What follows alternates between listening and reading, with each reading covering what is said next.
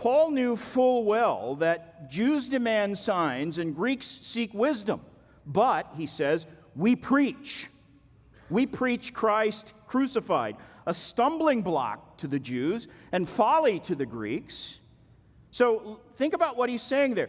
The Jews demand a sign, we give them a stumbling block. Greeks demand wisdom, we preach a message they think is foolish. That's not very seeker-sensitive. It's not very felt needs-oriented.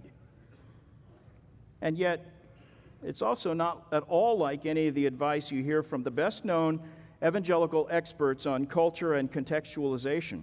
When Paul talked about becoming all things to all people, the context reveals that he was explaining how he tried to avoid unnecessary offense to people's moral and religious and ceremonial scruples. For example, even though Jesus himself had formally declared all foods clean, Paul would not go into a Jewish community and eat unclean foods in front of someone whose conscience was still bound by the Old Testament restrictions. Or, as he says in 1 Corinthians 10:28, if you're in a pagan community and someone says to you, this has been offered for sacrifice, then do not eat it for the sake of the one who informed you and for the sake of conscience. And then he adds this, I do not mean your conscience, but his.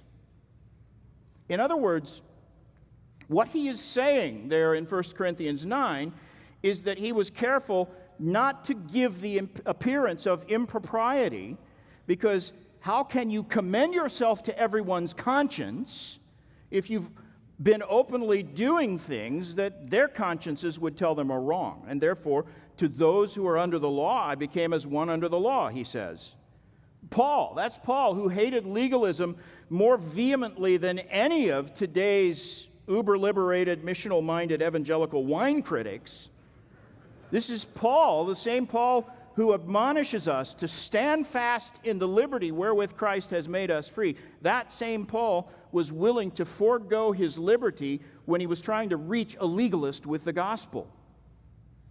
This is not about trying to be cool. To the weak I became weak, he says, that I might win the weak.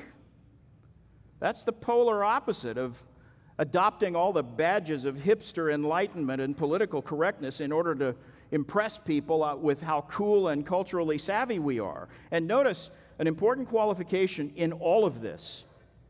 Whenever Paul spoke of preaching the word of God or proclaiming the gospel to the lost, he always stressed the need to be bold and uncompromising and unapologetic and clear and accurate and fearlessly straightforward. That's how you speak to someone's conscience.